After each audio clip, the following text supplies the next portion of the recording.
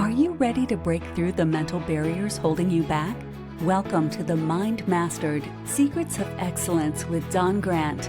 Since 2001, Don has been guiding elite athletes like PGA Tour champions, Olympians, and world champions, and everyday individuals toward peak performance. With a proven track record, including helping Vijay Singh win the 2008 FedEx Cup, and her PGA Tour clients averaging a 219% increase in earnings. Dawn knows what it takes to succeed.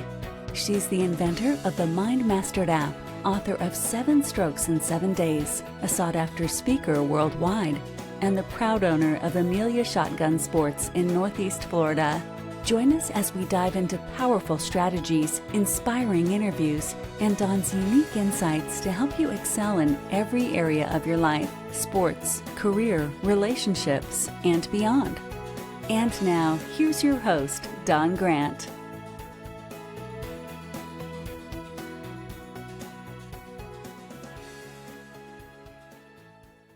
Hey. All right, folks, I have Rich Donnelly here with First Coast News in Jacksonville. And Good Morning Jacksonville is one of those shows, right? And I'm really excited because Rich has been super helpful for me personally in helping me get on the show to, promote different, whether it's my shotgun club or the haunt that we do, or even Joy to the Children. So, I really appreciate how you've helped me get that exposure, and I've gotten to know you a tiny bit over that, but I look forward to getting to know you more, Rich. So thanks for being here. Well, Don, thanks for having me so much. I really appreciate it. And you've been very gracious with your time over the last few years. As you said, a whole manner of different things. You're full of surprises, all the different layers you have, from the gun range to the haunt to Joy to the Children, also mental skills and everything like that. One of the more interesting Olympic stories I did was you and sort of harnessing the zone. Yes. I love the zone. And I'm sure, and we'll talk about that a little bit today, I'm sure you experience the zone in what you do. And I'm sure there's times where you weren't in the zone and then probably fumbled around a little bit, no different than an athlete. I definitely have a couple stories that fill both of those sides of in the zone and out of the zone. So your name is pretty familiar in this region. So where do folks know your name from, and who are you? Well, anchor and reporter at First Coast News here in Jacksonville. We're the ABC-NBC station. I've been here for more than 3 years now. I arrived in November of 2021. My wife and I got married, and then within a week sold our house in Rochester, New York, and moved down to Jacksonville and dove right in. I absolutely love telling stories of interesting people, places, and things here on the First Coast. This job with First Coast News has allowed me to meet a ton of interesting people, tell interesting stories, and I like to think tell some impactful stories as well. We've been, some of the reporters here have uncovered government waste. We've also been a voice for the little guy, so to speak, and helping them when they're downtrodden. And I also like to think what we do on our Saturday morning show is just shine a light on people that make the First Coast a great place to live and work. Our interview with you with Joy to the Children was just one of those. I think a lot of people didn't necessarily know about that, and then hopefully left that interview happy that there are people like you and organizations like that are helping people in Nassau County, just experience a Merry Christmas. And we've done things like that as well. One of my favorite stories that I've been able to tell is of a Marine veteran in Jacksonville who uses his retirement checks to pay for meals for the homeless every single Saturday in downtown Jacksonville. Wow. Just things like that, shining a light on people who really should be in the spotlight. It really just drives me and makes my job really, really fun. Well, I look forward to diving into that some more. And it sounds like you're touching on what moves you, motivates you, and got you involved in what you're doing. But first of all, I didn't know you had moved down here just 3 years ago. That's about how long you and I have been talking, and I had no idea you had just moved here then. Yeah, it was not shortly after I came down here. I did a story in Nassau County with one of the sheriff's deputies up there, and he just mentioned in passing after we did our story, which was completely unrelated to anything you or I have ever talked about. He just said, "Hey, I know this woman who has a shotgun range and club in Yulee. She's really interesting, and she's got a haunted trails coming up. Is that something you'd be interested in?" Sure, I'll speak to anybody about something, and we'll determine if that's a story. And that's what launched the relationship that you and I have, certainly. Okay. All right. Cool. Yeah. So let's go back in time a little bit. I love to get to know people and kind of the journey that they've been on. So as a child, how did you stand out? What made you different? And what were you kind of interested in? So I was going to be Wayne Gretzky's teammate. He's the greatest hockey player in history. If he never scored a single goal in his entire career, he has so many assists that he would still be the all-time leading points leader in NHL history. The first NHL game I went to, he tied the game on a slap shot from the blue line on a power play for the New York Rangers against the Buffalo Sabres. The final score is 3-3. My dad bought me a jersey of Wayne Gretzky's at that game. He is my hero, will always be my hero, and I was destined to be his teammate in the NHL. I never played organized hockey growing up. I got braces, and my mom said, "We put too much money into your teeth. You're never going to play hockey." So my dreams were dashed before they even began. Horrible. But I loved sports. I still love sports to this day. It is one of my absolute passions is sports of all kinds, all manners, all levels. So if I was not going to be a professional athlete, I wanted to do something that would get me as close to professional athletes as possible. And I was always just intrigued by SportsCenter on ESPN. Okay. And the idea that calling a game, you could leave your imprint on history.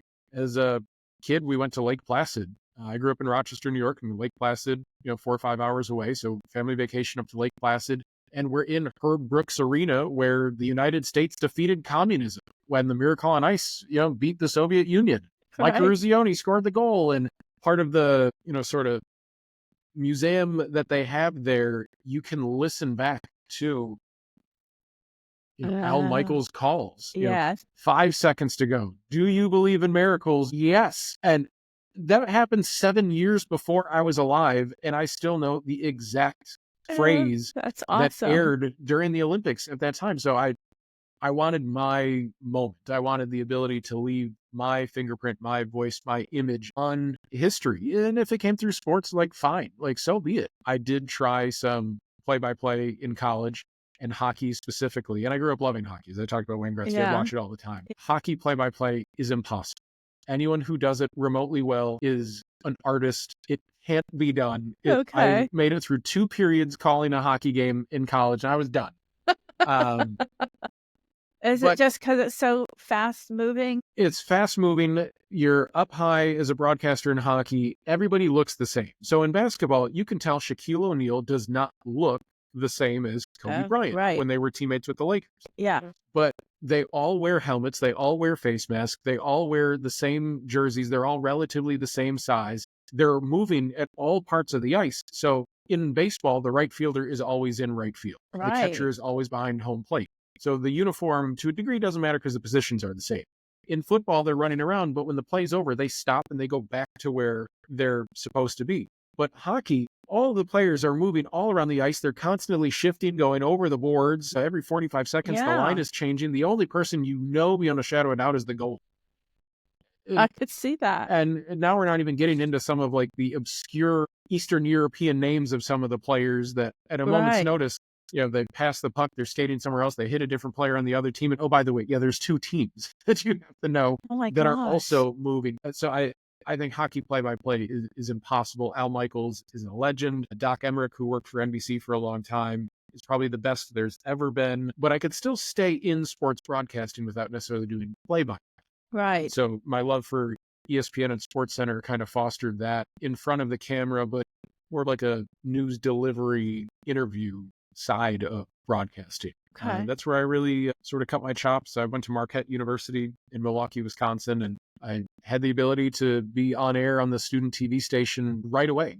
First week of college, I went to the student TV meeting and they said, "What do you want to do?" And I said, "I want to anchor SportsCenter." Well, our version of SportsCenter is called Sports Time. And, we do campus sports highlights and, we dabble with some national stuff because we had a video feed subscription. And, I got to try out taglines and, just make the mistakes you need to make as a college freshman and then, sophomore, junior, senior as well. And I developed greatly from day 1 to year 4, and then even more so with internships and, my career launched after I graduated. So you've you've been on a path that's pretty clear for most of your life. Well, and I wrote for my high school newspaper Yeah. as well, back even before college. I knew what I wanted to do from probably middle school. When those braces went on, I started my path on what will I do to be as close as possible to Wayne Gretzky's team. As close as possible. That's so interesting. Do you have children? I do. I have Yeah. a daughter. She's 20 months old, and she doesn't know it yet, but she's going to be the first female MVP and Rookie of the Year in the same year in Okay. NHL history. We only have 2 ice rinks total in Duval County, so it's going to be tough, but that's the plan. I hope she doesn't do the exact opposite, just to give you a little life lesson. You know, like if she does whatever she's happy and is good at and tries hard, I'm sure Dad will be happy, but maybe a little more so if she happens to be the Rookie of the Year and the MVP of the NHL. That's awesome. Well, the reason I asked that is because I've been a children's case manager, just also being around kids, family and everything. I don't know. I'm going to guess like 1 out of 10 maybe seem to know the path they want to go down at a young age. Like it's not the norm. It's not like all kids know what they want. I think most of them, go to college and they still don't really know. They're working on maybe an associate's. They changed their degree multiple times. I do find it really fascinating when I meet somebody who just seems to know from a young age. Like my sister has 3 kids, and one of them and her husband is a woodworker. Like he owns his own wood shop. One of their kids, and he has another child from another marriage. So he's got 4 total. But one child, from the moment he could walk, was like wanting to organize the tools, wanting to come out, bring in the groceries when you're coming, showing up after the grocery store, wanting to help, wanting to go to the shop, wanting to learn how to use the machines. And none of the others could have cared less. I just find that so fascinating because, ideally as a parent, they were looking to pass that business on to one of them, and the oldest had no interest. And I don't know. So it's just something I've observed over the years. So I think it's neat that you're one of those people that had a pretty clear path. Along that vein, I've been determined to reach, the heights that I've sort of set out for myself. And I've felt that I knew what I wanted to do. My minor in college is political science. And it is that because my mom, who was an attorney, she's retired now, but was an attorney, made me promise that 5 years after I graduated, when that, quote, BS TV nonsense doesn't pan out, I would go to law school. While I was determined, the people who were most affected by tuition payments were skeptical of the determination and wanted a backup plan. So actually 5 years to the day after I graduated college, I called home and my mom's surprised, like, oh, this is a random day in May. Like, what's going on? And I told her, like, just want to let you know, the paycheck cleared, gainfully employed. I have been most of this time, and just want to let you know I'm not going to law school. And law school? Why would you be going to law school? She completely forgot about the promise that I made years before. And here it was on your brain. I had been thinking about it, determined not to go to law school 5 years after I graduated. And it probably was part of that inner motivation, like, I'm going to do this. I'm going to show her. Yeah. I have part of that in me. Like if somebody tells me, oh, you can't do that, or like owning the shotgun club, there have been men who have right in front of me said, you can't pull this off. You can't make this work. I'm not ever going to go to a shotgun club owned by a woman, just different comments. And they just fuel my fire. I just have to, it's shocking, it's interesting, of course. The misogyny that would still be prevalent because, when you see a firearms are not gender-based. No, they're not. Like the trigger can be pulled back regardless of anything like that. Fascinating that as a business owner, you would fall into that level, that type of doubt. I could understand maybe people being skeptical of the idea of a club working, but because you were a woman, they had the doubt.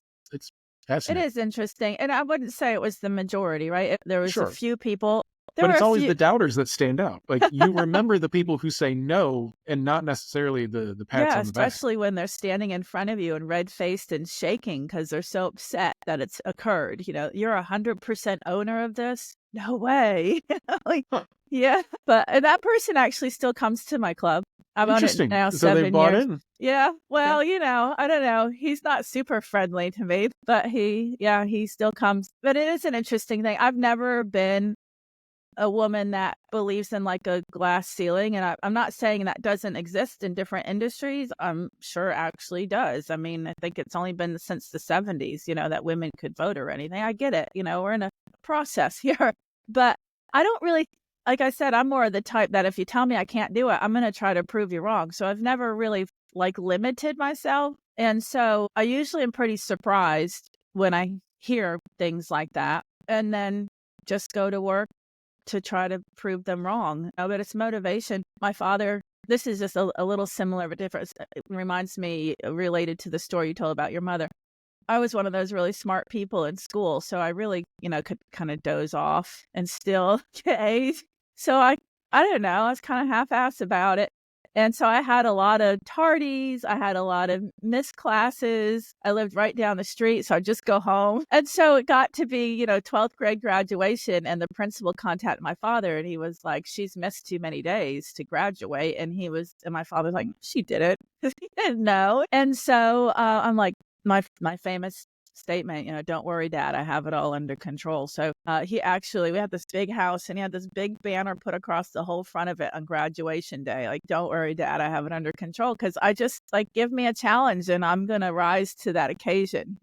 But I think most people that are in some level of success or have some level of success probably have that same kind of determination. What do you think? 100%. In TV all the time, sometimes people be wringing their hands and like, "Oh, I'm not sure if this is the way." And my belief is, if it's physically possible, then we've got a shot.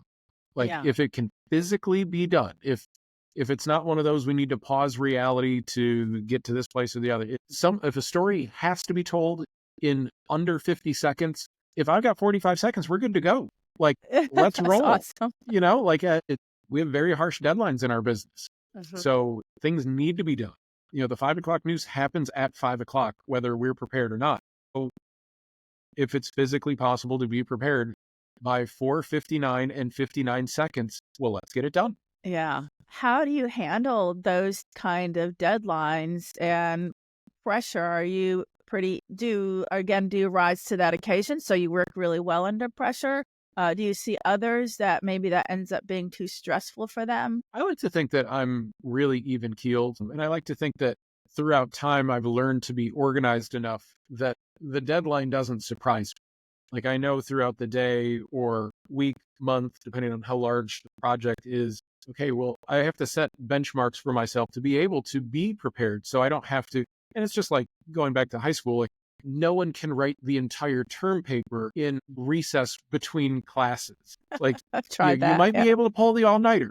And a lot of us, I'm sure, have done all-nighters and got that done. So that's physically possible, but it's not possible to type 10,000 words in 4 minutes between classes. So with that said, like, I do, incremental work throughout the time for large projects to get that done.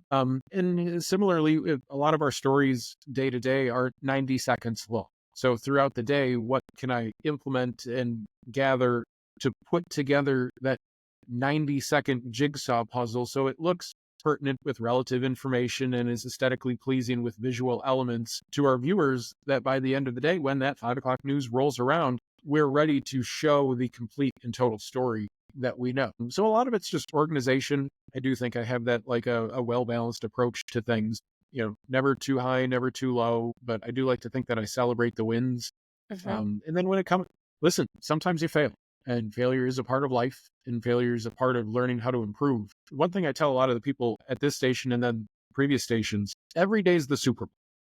Every day, try your best, because you can win the Super Bowl. But not every play in the Super Bowl is a touchdown. And quite frankly, sometimes you punt. Teams have won the Super Bowl with punting, and multiple times in the same game, no less. And they've won the Super Bowl with throwing an interception. Like, it's okay.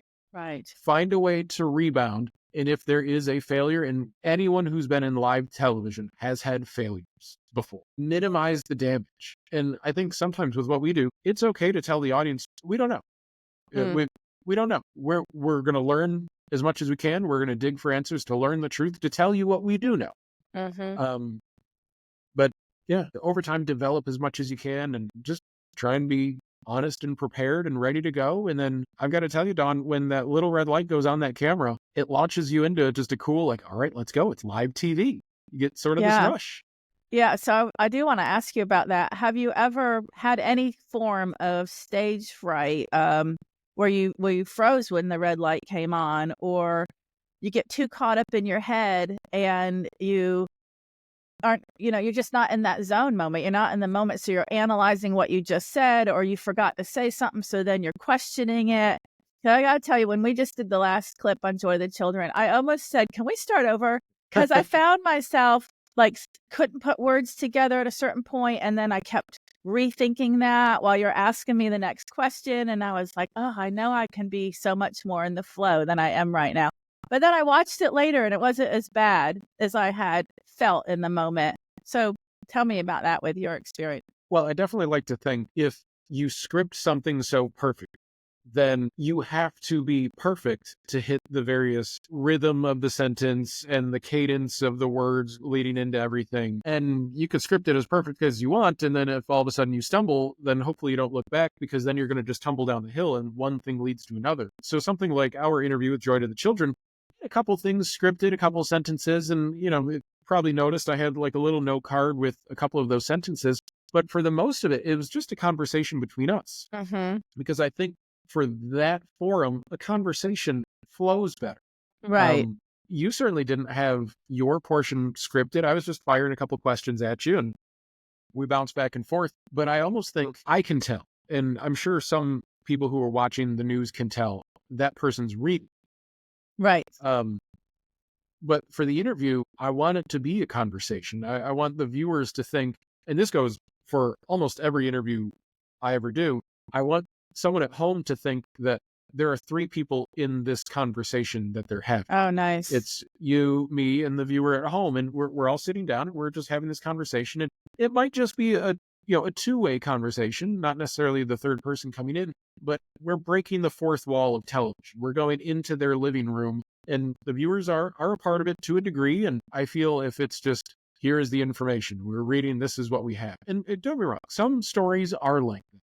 It is what it is. If we're reading, the following information has been delivered from the mayor about this funding issue, it is what it is. But I think the things that are truly impactful are often unscripted.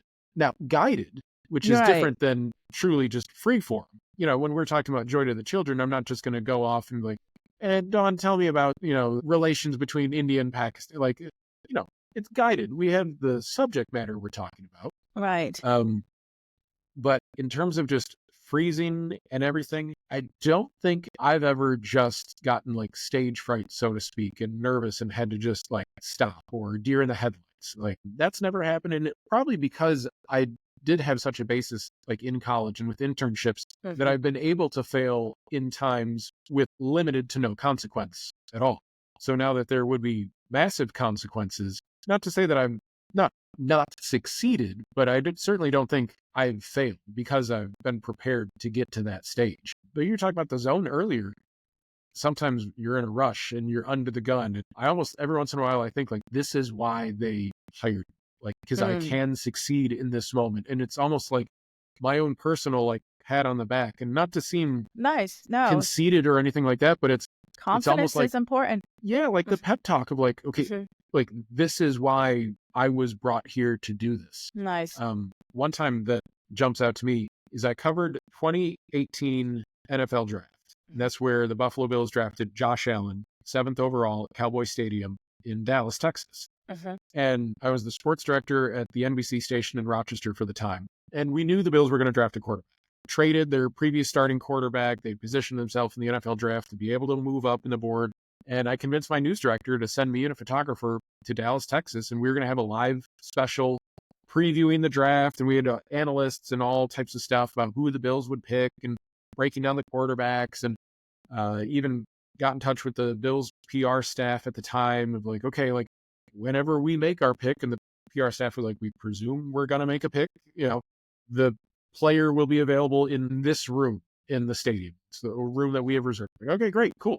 Right. So my photographer and I, we go out, we do the special, we come back in, the draft is started because our special led directly up to the start of the track. And, we don't see the PR guy. We don't see the other media people. And we're like, okay, well, whatever. We have got some time. The Bills were going to pick 12 that in the first round.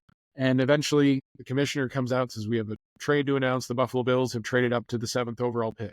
With the 7th pick, they draft Josh Allen, quarterback out of Wyoming. All right, cool. We know what we have to do. Where is he? And we can see him walk across the stage, and he has a picture with the commissioner, and then he goes to some side room. The PR guy told me that they were in room like 312, with like 300 something. There are 3 different third floors of Cowboy Stadium, and I went to all of them and could not for the life of me find the room that Josh Allen was in. Oh, man. And I'm sweating, and my photographer and I are yelling at each other on the steps of Cowboy Stadium. And like, I can't believe we've been flown to Texas for the explicit purpose of talking with this one person that the Bills have drafted, and we can't find it. Oh, We've my. lost a 6'5" quarterback wearing a Bills hat in Cowboys. There's only one of them, and we can't find it. So I'm just trying to think of ways that we can overcome this. And I don't have the guts to call back to the station to say, we can't find the guy. Did they interview him on the network that we can pull a soundbite from? And as I'm just like, not in tears, but close to it, I look up, and on a stairway balcony, it seemed like 10 miles up in the sky, I can see like TV lights and what looks like Josh Allen. And I start smacking my photographer on the shoulder, like, Kyle, we got to go. And he's like, we're never going to make it in time. Like, they're going to go to a different spot. Like, just call back to the station. And we're like, it can physically be done. Yell at me later, grab your camera. And I grabbed the mic, and we started hauling up. And like, we pressed record in time to have Josh look over the balcony as the Bills traded up again to draft their middle linebacker in that draft. And we had on video Josh Allen turning to someone he was with going, man, that guy's a monster. I'm happy he's on my team. Nice. And then the Bills PR guy, oh, good, you found us. We're like, yes, yeah. Thanks for answering your phone earlier. Yeah, right. But a quick interview with Josh Allen, fed that back to the station. We were live during our 11 o'clock news with the interview with the guy we needed. And it goes back, it's physically possible. We can get it done. And it's one of those, like, the little red light comes on. It was our chance to talk to Josh. So we did. Yeah. And you can't mess up there. This is what it's going to be. And we've used that video a lot at the station. Yeah. That's awesome. I was wondering. wondering. It can be done. Yeah. Yeah. You had mentioned failure a few times. Like you said, well, probably had some failures more early in my career. So what would you consider a failure in this industry? Yeah. So I would say failure of content could be one of them. I mentioned how I did sports for actually my entire career until I came to Jackson. This is the first like news job I've had. I did sports for 12 years before I arrived at First Coast News. In college at the campus TV station, we were doing like NASCAR highlights, and there I was trying to be funny and off the cuff, and I go, oh, we have NASCAR, but it's not a sport anyways. I was pulled aside by, one of the older students at the TV station, like, hey, listen, like, sometimes you have to check your, opinions at the door. We are a sports show. We are showing sports. So if we're a sports show and we're showing something, that's a sport. Like, Right. You can't just say NASCAR is not a sport because you don't Oh. happen to like it. Right. And it I could dawned see on that. me. Yeah. And so I think that's a failure. Is something that I was more than happy to learn from with very little consequence. I was a talking to from like a junior or a senior in college when I was a freshman. Right. I got Like, you. we can overcome that. But it stuck with me now more than 15 years later is like, okay, that makes sense. And then I've used that approach going forward. Every story that I'm doing, when I'm doing it, no matter how relatively insignificant it is, and it goes back to my idea of every day is the Super Bowl. That's the biggest story. And, the biggest story I have, or I might have an interview come on our Saturday morning show, and it might not be the most impactful. We're not interviewing the Pope or the president or whatever, but that moment is very important for our guests. That's their opportunity to be on television, to promote their product, their business. We had students from Cathedral Arts Project on a couple of weeks ago to perform live on air, a string quartet. That's a big deal for those kids. Yeah. So to dial it back to the NASCAR is not a sport idea, it would be so wrong of me to to spit on their spotlight and say like, all right, well, we've got high school kids, but they're not real Yeah, real artists. Like musicians. Yeah.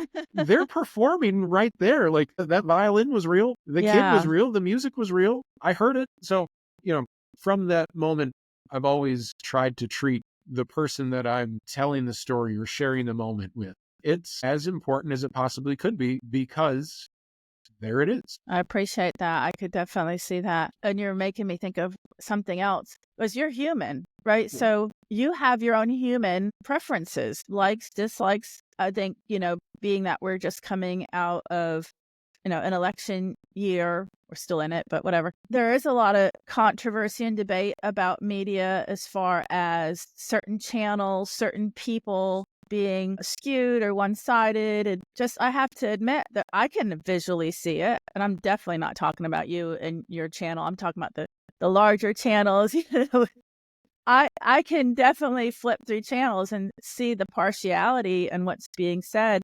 How do you personally keep that out? And I imagine at home you have conversations like with your wife, right, on your opinion and maybe who you were going to vote for or whatever. But how do you keep that out, especially if you're interviewing somebody who maybe has different views than you? Well, that's the job, to steal a line from Don Draper and the TV show Mad Men. That's what the money's for. To get to where I've gotten to, and I'm certainly not at the, large networks where, let's be honest, some of them are skewed in a certain way because like more people will watch if they're controversial on one topic or slant than the other. I like to think that at First Coast News, we're very fair and to the point. And one thing that I always like to do with stories, I've said this to a politician here in Jacksonville, and that politician complimented me on the way in which I presented the story.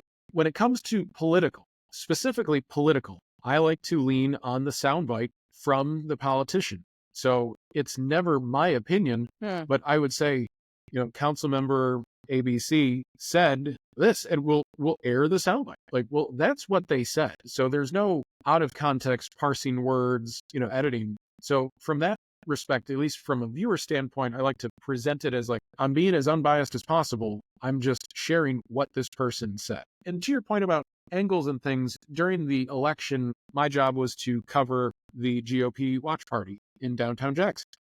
Naturally, I'm not going to be able to present both sides of that argument, whatever the race or ballot initiative was there. Every single person at the GOP watch party who is attending outside of media is there because they are obviously in favor of that political leaning. Right. As a station, what we did to balance things, when I would interview someone at that watch party, we had a different reporter at the Democrat watch party. So we could present as a station, here is the full scope of both sides of the issue. For sure. But what I like to do is just present, here's the information. Like, we'll let the viewers make up their own mind, and I don't try and change anybody's mind with something.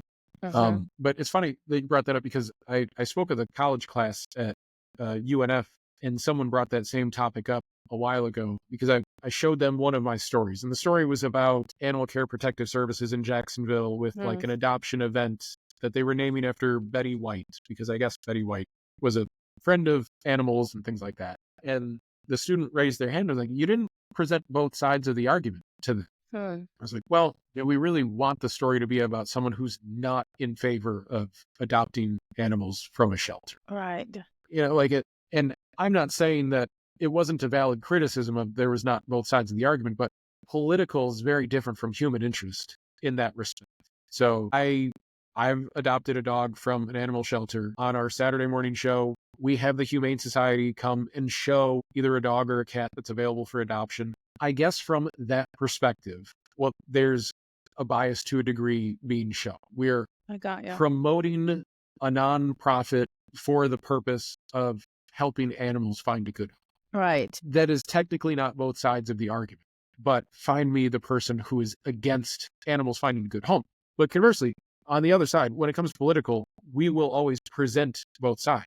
Now, sometimes both sides don't respond to our requests, but at least we'll handle that. And we said, we have reached out to so-and-so. They were not available for comment or said they would not give us a comment. Or sometimes we'll use actual text of a proposed bill that's going through the legislative process as, well, this is half of the argument that, this politician proposed this bill for this reason. So that's that half. Like, we don't necessarily need for them to re-say what's in the bill. And then we Right. might present someone who maybe feels that the bill is not a good idea to have, and because they're affected in some way, manner, shape, or form. But one of the tenets of what we do is present the information and let the audience figure out what they.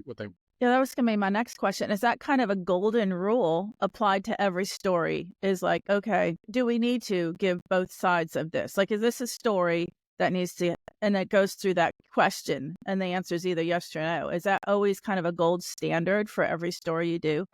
It's certainly the goal for every story. And I go back to like the animal adoption. Like, sometimes we don't hit that goal, and that's not a concern for that. But certainly political or legal or social choices. We had the ballot initiative, and recreational marijuana was on the ballot in the state of Florida. And I did a number of stories leading up to that. And we presented both sides. Now, it might Right. not necessarily be down to the exact second, the most amount of, 45 seconds pro, 45 seconds against. But within a story I did about medical marijuana, I interviewed a woman who's the CEO of a large medical marijuana grow facility in the state of Florida. And one of the sound bites that I used to balance it out was Governor Ron DeSantis at a press conference saying how it was bad for the state and he didn't want it and these reasons. And, I can email the governor's press office, but he's not going to be available at a moment's notice. But there's a press conference previously that, we mentioned. So for those things, again, like,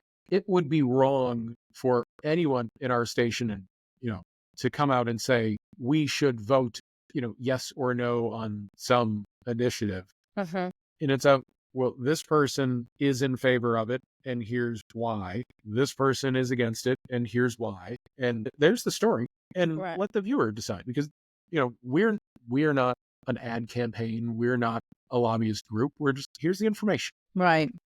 And I do appreciate that, because it's, I've heard a lot of people say, well, I don't watch the news anymore because it can be so negative or so fear-based. And and this is the honest truth. I do not feel that way when I watch your guys' stories.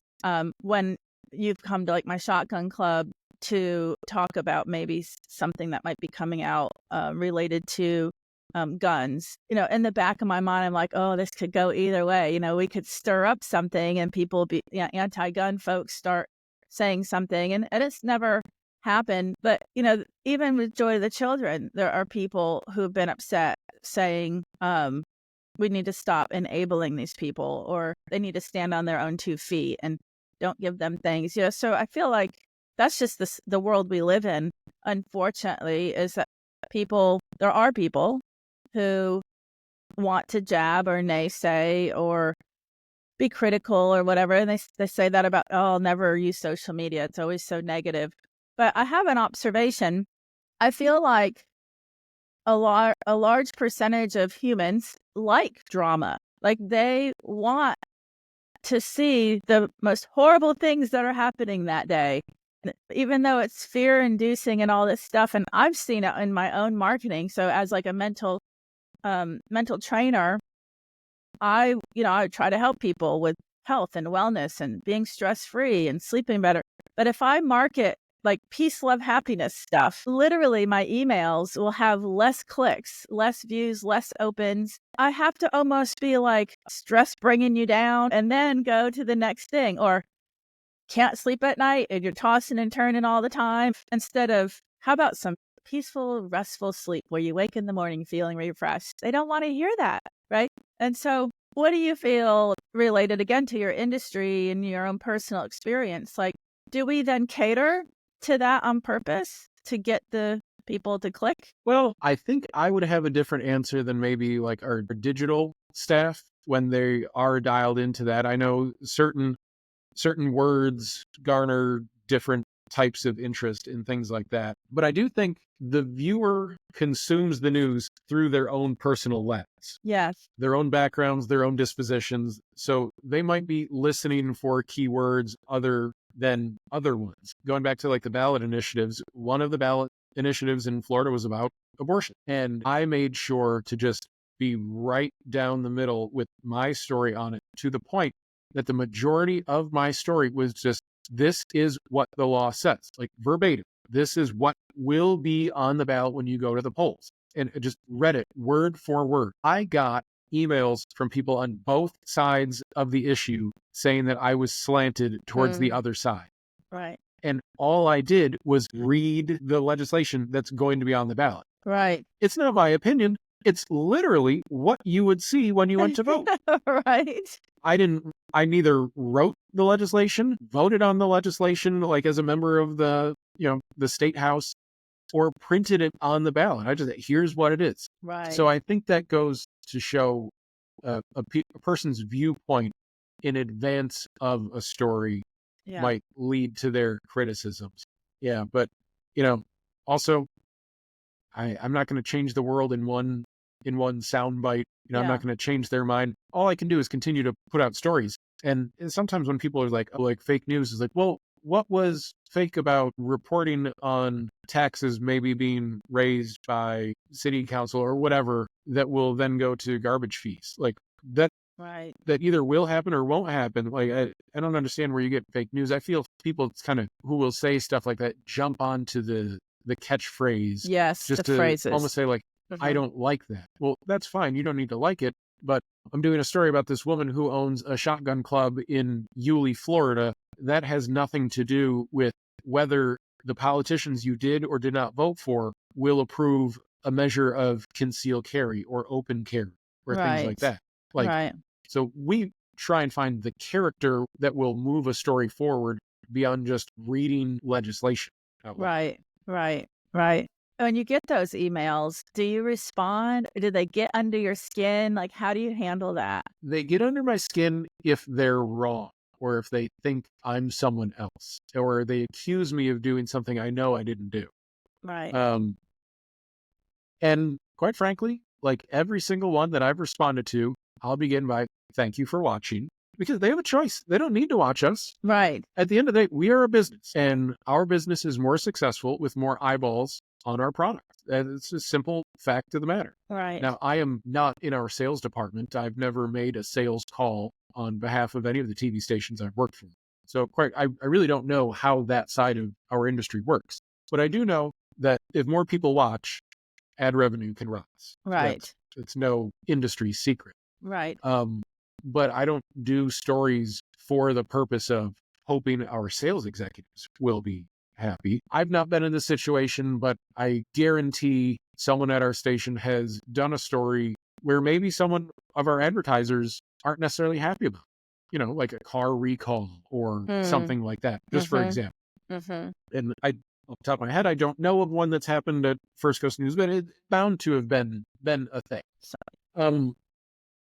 But it's not our duty to make sure that a salesperson, doesn't have their feathers ruffled. Like if someone in our community is impacted by something going wrong, now we have a duty to call that potential dealership or car manufacturer and say, like, do you have a response to this person's issue? Because we're not going to take everything as just the gospel truth, Right. But that's part of the job of just doing the due diligence and going in on just presenting, here's the information. Right. Interesting. So you don't lose a lot of sleep over it, and you do some responding. Yeah, I'll respond. Yeah, thanks for watching. And every once in a while, it might turn into another story idea of like, maybe I didn't see the story in that manner, and sure, this could be a follow-up. This person was affected in that way. I feel I got a lot more of that in sports, especially at the high school level. Sometimes you'd get a parent who wasn't happy that their kid wasn't showcased and like, oh, well, like Timmy or Sally had 12 points in the game. Like, how come, their highlights weren't there? And just listen, like, we're not ESPN. The entire game wasn't broadcast. Like, all right, I'm going to 3 different high schools tonight to get, highlights of, those 3 different basketball games. I'm in there for 4 to 10 minutes. If I get a 3-pointer, a steal, fast break layup, and a slam dunk, I'm out of it. Like, I'm good. I need 30 seconds worth of video for this game because I got to drive across town and get 30 seconds from that. Right. And so, no, I missed the buzzer beater at the first game because I was already 2 high schools away at that point. Like, so things like that would happen more in sports. And I think sometimes when I would just describe it to the person, they'd be like, oh, I didn't understand that. You as the sports anchor were also your photographer. And I was like, yeah, I also edited the video and I wrote the highlights and I'm going to post it to the web too. So all that would happen in one night. Switching to the news side is a little different. I don't have to bounce back and forth between rainy soccer fields in hopes of getting a goal. Right. But I've been in court for 7 hours waiting for the verdict. I've been in city council chambers all day waiting on a vote. So a different type of pressure in that. Yeah. Yeah. Thinking of like secrets of excellence, there's an observation I've had more recently, and I don't even really know why. I don't know if it's just because I'm getting older or what, but, so I've had the mental training business for like 25 years. I was Shotgun Club for like 7 years. And I've been, co-founder of Joy to Children, which is now 29 years. And I've been in the president position of that for a lot of those years. And, when you're in a position of power, authority, whatever, the one that's up near the top making the decisions or making sure all the parts are moving, you can get more ridicule, right? Like they're pointing the finger, or, well, Dawn said you have to do it this way. You're more, I don't know if the limelight is the right way to say it, but you're under the spotlight, and you're the fall guy if something's going wrong, or different personalities. There's people that have been on the board who don't really take initiative, and then they get upset because I do. Like so many different things. And here recently, I've been like, oh, that's why nobody wants to be president. Like, yeah, because they, I don't particularly care for being the fall guy. I can tell, though, that it doesn't stop me from making the hard decisions or calling somebody out on something. I don't get stopped in my brain doing it, but I still don't like the backlash, Well, the higher you reach, the further the fall could be. Yeah. There's that element and sometimes that fear from people. Yeah, I'm not gonna lie, I don't envy the president, whoever the president would be, for that exact respect. For sure, millions of people didn't want you to have that job potentially, regardless of who it is. Yeah, no one has ever been elected undefeated, as it were. Right. Yeah, I do think about that a lot, especially when they're like, oh, that person's so narcissist, she's so arrogant, she's so cocky, she's so this. I'm like, how the hell you think she got there or he got there? Like, you've got to take the blows and you got to keep going, and then you get some more blows and ridicule. And then it's got to be natural also to be like, hey, I got through that. Like, I succeeded. I'm a big believer in what we do at First Coast News is team effort. We have a director and producers and editors and photographers and, a whole manner of people that put the product on air. But I think for a lot of the people who are in leadership positions, eventually they'll be like, yeah, but, that person guided the group. And I think sometimes it's okay to like pat yourself on the back and be like, we did a good job and I tightened my bootstraps and made it happen. Right.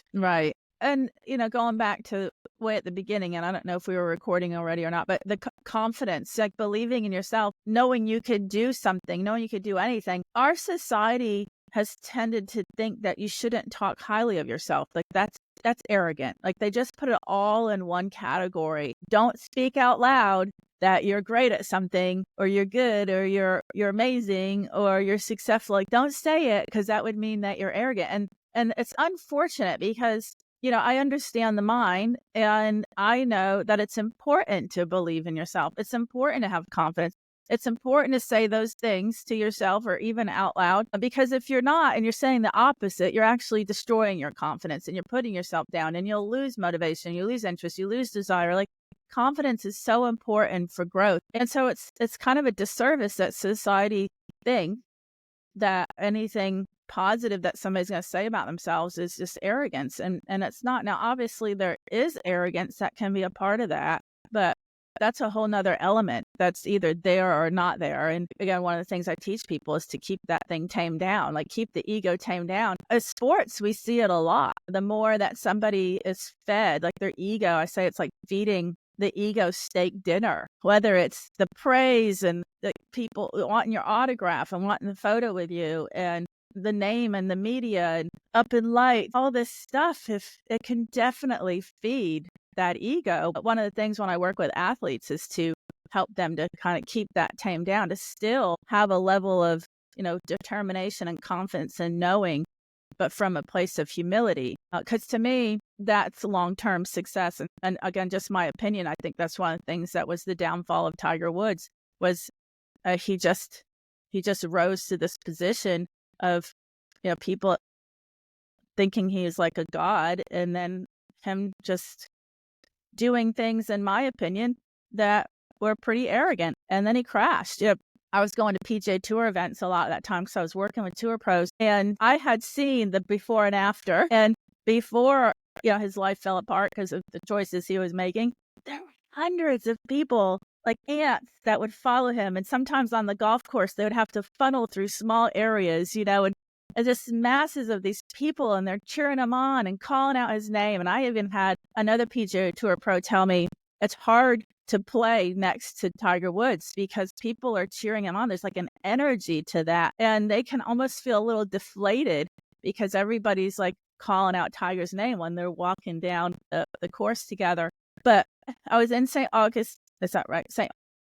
Augustine, just a tournament after when he had just returned from all his issues. And this is no joke. There was like one or two people following him. I saw people throw gum at him. I saw people spitting at him while he's going down the fairway, like while he's playing. He was defeated completely. So I've seen what ego can do. I can see when somebody has that, and then the kind of life that they start living because they think they're above it all, and then how they can crash and burn.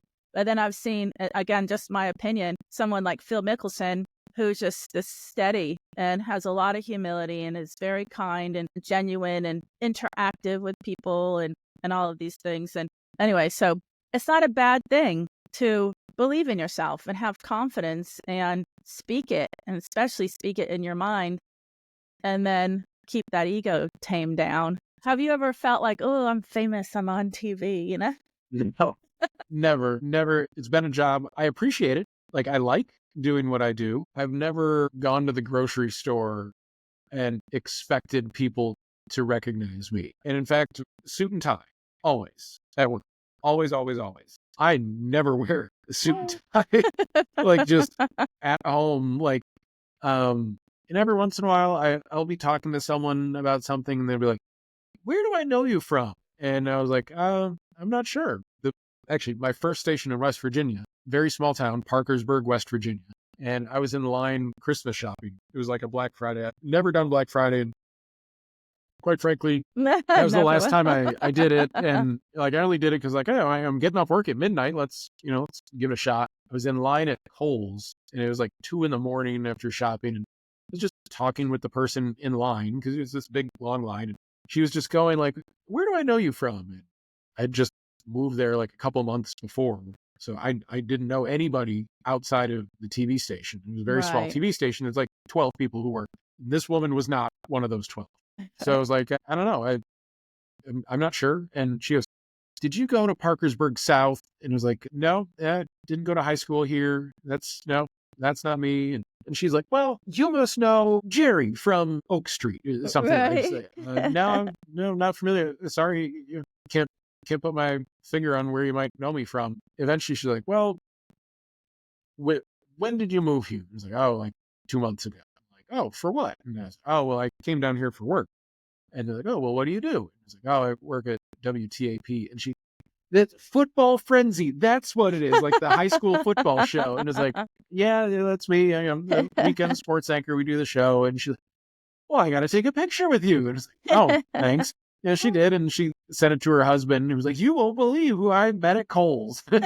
Nice. But I often tell people, you don't necessarily think that you're going to meet someone that you wouldn't expect to meet. Like, when I was doing sports, if I was at a Buffalo Bills game, you might think that you might see the guy from TV at the Buffalo Bills game. You wouldn't necessarily think that you would see him at the grocery store that you go to every week. The context of it. Yeah. Mm-hmm. So, like here, it's not like I go to city council meetings on my spare time. Right. But you better believe when I'm at work, I'm fully prepared, dressed up, suit and tie. And when I'm at home, I'm dressed up to be at home, like with shorts and flip-flops. And enjoying the sunshine that is Florida, Right. and so from that respect, you see me at the beach with my family, but you might not necessarily think like, oh, the guy from TV is going to be at the Right. beach when you are. So Right. kind of also helped some maybe level of like privacy, but also level-headedness. Right. I'm not walking around with a gigantic First Coast News billboard behind me, just, hey, everybody, if you wanted to see the guy from TV, that's not me also. I like to think I'm a relatively humble, down-to-earth person. Right. Anyways. And you've been doing it so long as well. It's probably like your right arm, Yeah, I was on TV for 3 hours this morning, and I'm going to be on for another hour this afternoon, and that's what my job is. Right. Right. Right. And I could totally see. I live in another town, so I wouldn't necessarily run into you in the grocery store. Well, I know who you are now, but if I was just watching you on TV, I think I'd be more like, he looks familiar, but I can't place it. Right, and you Because probably go it's like, out of context. that's of got it. to be Jerry's friend from Oak Street or something. Like, that must be who I'm thinking. Yeah. Right? Yeah, I could see that. Yeah. So we did talk a little bit about the zone, and just for anybody listening, the zone's a peak performance state, and it's not just for athletes, it's for any human that's doing anything that they want to perform well at. But what happens is it's almost like everything disappears around you. You're totally engrossed in that moment. There's this flow happening where it doesn't even feel like it's you doing whatever it is that you're doing. Like for like a shotgun sports shooter, they don't even feel like they're pulling the trigger. For a golfer, it didn't feel like they were swinging the club. It feels euphoric. It feels amazing. They wish it could just continue. They might say something like, I was shooting instinctively or intuitively, or I think of a stage performer. They're just in this flow. And so to me, that's a thing. It's a condition for all humans. So, you're performing when you're on camera, when you are doing a story. Can you tell when you're in the flow and it's just like everything's just coming and it's going nice versus times when you haven't been in the flow? I think so. And I don't know how to necessarily put myself in the zone, Right. but sometimes the sentences come out more crisp, or if there's like a back and forth with an interview, like the seamless follow-up question came with no ums, no pauses, no, hold on, let me say that again sort of deal. Like Right. there is this rhythm to everything that just works. And sometimes I'll watch back like, hey, that felt really good. And I'll watch it back. It's like, wow, like I did a pretty good job that day. Right. Like, that story worked. So it's not quite the same of like an athlete, just the out of body experience that we've heard before. But sometimes, and maybe because some of my stuff is edited, I have the chance to look back on it. Right. But sometimes when it's live and it's off the cuff, like there's no stumble, there's no pause. Like it was just seamless. And, the posture was perfect. The camera angle just worked. And you can feel like, well, let's just keep this going. Let's keep this going. Like the rhythm to it. You're trying to harness that and just ride that wave of momentum to the next one. Yeah. Yeah. That's actually one of the things I actually train athletes to do. And so you said you didn't know how to go into it. Well, one of the steps is to stop doing the things that keep you out of it. So the things that keep an athlete or anybody out of it would be second guessing and doubting and still thinking about a previous conversation or statement or play, or too much thinking about like the next story or the next play or the next station or the next hole, or thinking about the score and what it means for your life. Like when I worked with PGA pros, it was, if I win this, I could pay off all my debt. If I win this, both of my kids can go to college, debt free. If I win this, I can get my sports car that I've always wanted. And those are the types of things that they would start thinking, going into Sunday or something, or especially moving into the last holes. And we see that all the time with golf when people just fall apart in the last holes. So I would see in your industry, it'd be kind of like, I'm still thinking about that answer, or what my next question's going to be, or how I kind of stumbled and maybe I shouldn't have said that and I should have said this instead, or the next story, or even what you're having for dinner.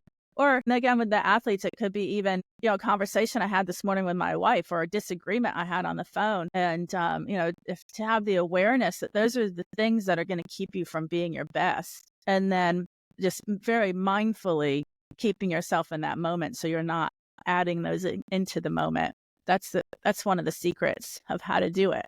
Just takes work, though. It's easier said than done. I'm sure, like, to dial back to the beginning of our conversation here, I have more than 15 years of experience in this business. I was not just directly freshman in college put on the anchor desk of a top 50 television station and says, go, here's Right. a 3-hour show, much like the athlete, I'm sure, build up their practice steps and their repertoire and knowing how to swing the golf club in the right way before they're all of a sudden on the 18th hole on Sunday needing to sink a putt from 12 feet out. Yeah, and be totally present and not think of anything else.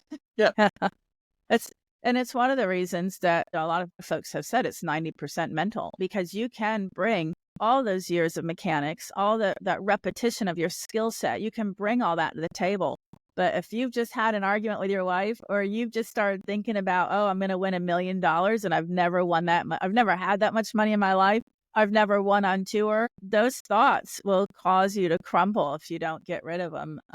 So it's a fascinating thing. And again, I feel like it's applicable to all humans and all industries. And I saw a small glimpse of it when you were interviewing me for Joy to the Children, because I wasn't in the flow as much as I would have liked. And I could sense it because I'm familiar with it from doing private sessions for so many years. Like there were days that, let's say, maybe I didn't sleep well, or I didn't eat right, didn't eat at all in the morning, or ate a bunch of carbs or something.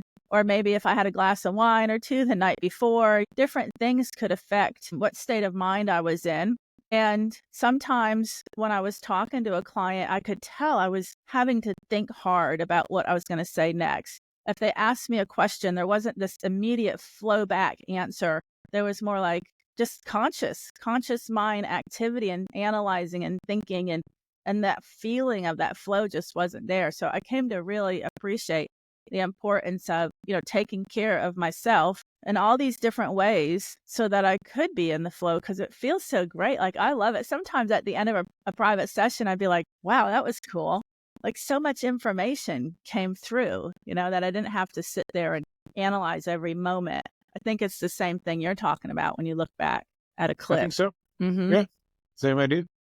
It's that cool. little red light, though, it right? comes out.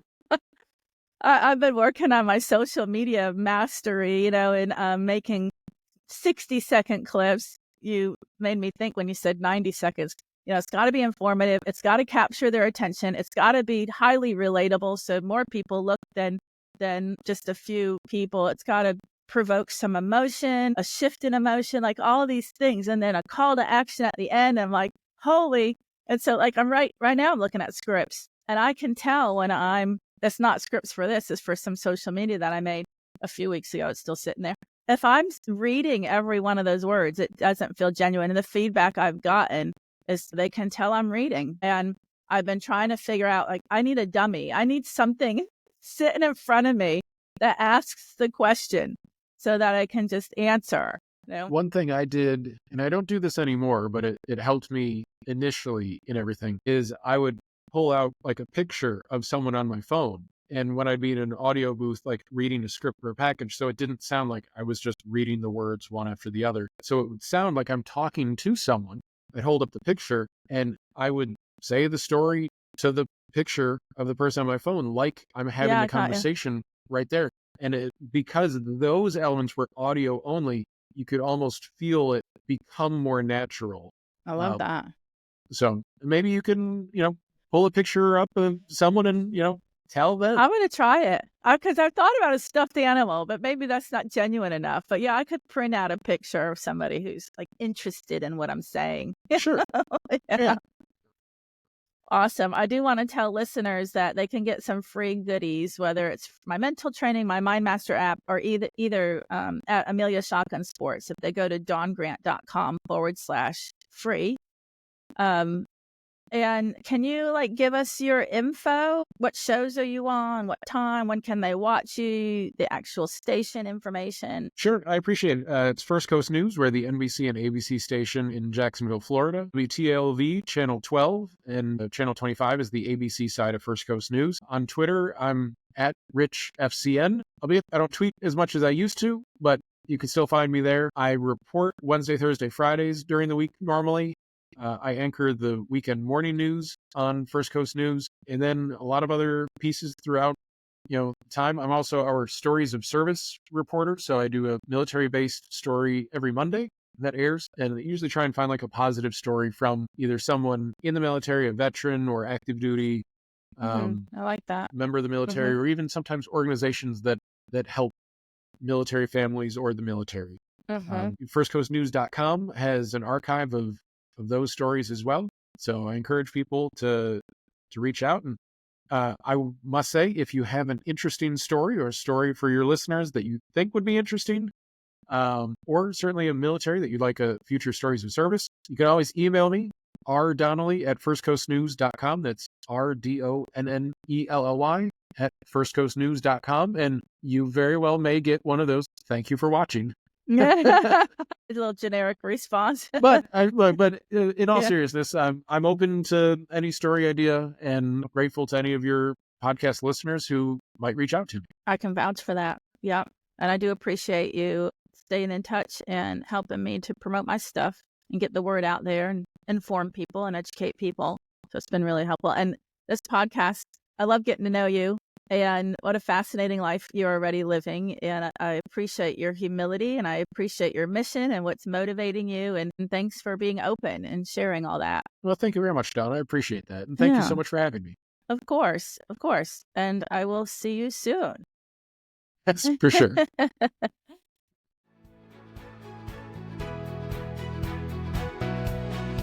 Thank you for tuning in to the Mind Mastered Secrets of Excellence with Don Grant. Whether you're an elite athlete or pursuing success in your career or personal life, Don Grant's expertise and insights are here to guide you. Don't forget to visit dongrant.com/free to grab your exclusive free resources, hypnosis audios, mental training tools, and even a golf cart at her club. If you enjoyed today's episode, follow, rate, and share this podcast. Stay connected with Don on all social media platforms for more inspiration, tips, and updates. Remember, mastering your mind is the key to unlocking your full potential. Until next time, keep pushing your limits and striving for excellence.